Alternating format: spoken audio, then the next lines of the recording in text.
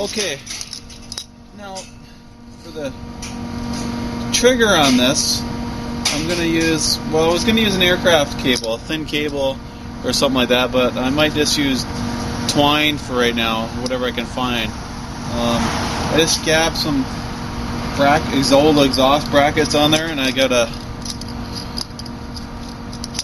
serpentine belt tensioner.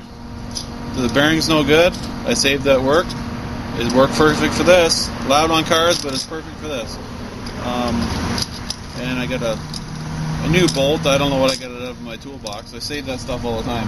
So I'm just gonna realign that one, and then we're gonna weld that on there so that it'll pull the trigger. The end of the trigger is going to be over here on the twine, and it's going to run up here and then straight to the center of the door, so there's no hanging up when it lets go. You want to have the trigger on the center of the door, obviously, because you don't want any mess ups, I guess that's what you call it. So next step is we're going to tack weld that in there. As soon as I align this a bit better. Too close tolerance. I need the pliers. This is like this isn't a good job, but I don't want to go another night without taking chances with those coyotes. I've had it with them. They're attacking the horses now, so.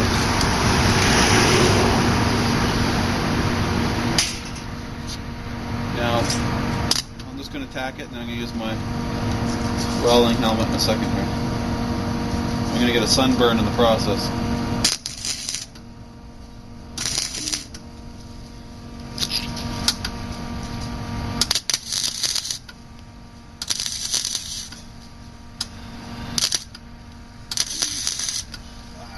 Okay, so we're going to tack that up, weld her all up there.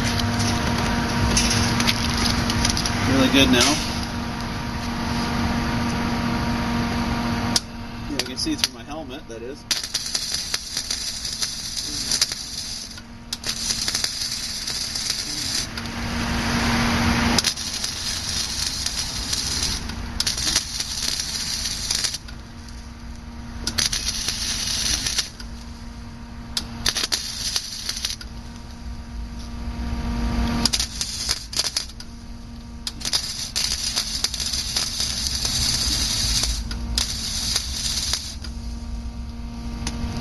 The other side.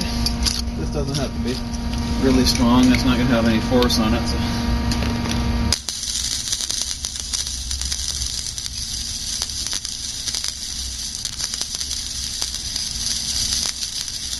You know, some people tell me these type of traps don't work for coyotes, so we're going to see if it'll work or not. Just depends on how fast the door comes down. How hard the trigger is. Coyotes don't weigh very much. They're only like 40 pounds. Well, the smaller ones anyway. The ones we get around here are getting pretty big.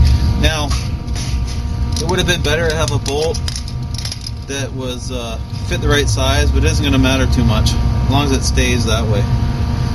Okay, that's done. Now we're going to find something for the bait box. I have just the thing. Okay, so I've added a couple tabs on the bottom. More to keep the door from slamming past and getting jammed, because it had a jam on it already. Let's see if we can get a better shot of that. So essentially that's what's going to happen. I might have to put a weight on there, or maybe not. It might be heavy enough. You don't want them to get it open though. It's not very fast. Fast enough, I guess. But with weight on it, it'll be better.